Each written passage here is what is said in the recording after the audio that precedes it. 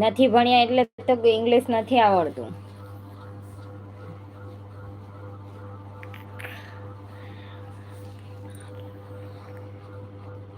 હરેશભાઈ પધારો.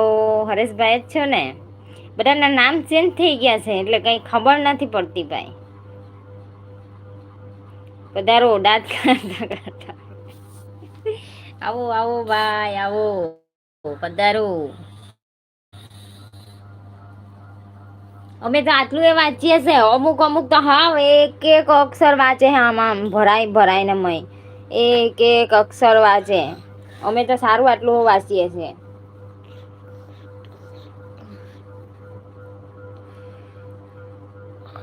ભાઈ ગુજરાતી ના નો આવડે એનું નામ ગુજરાતી અટલ. હા ભાઈ સાચી વાત છે. ગુજરાતી હોય માણસ ને ગુજરાતી નહીં આવડે એટલે કેવા જેવી વાત કહેવાય. ગુજરાતી તો આવડવું જ જોઈએ, ભલે ઇંગ્લિશ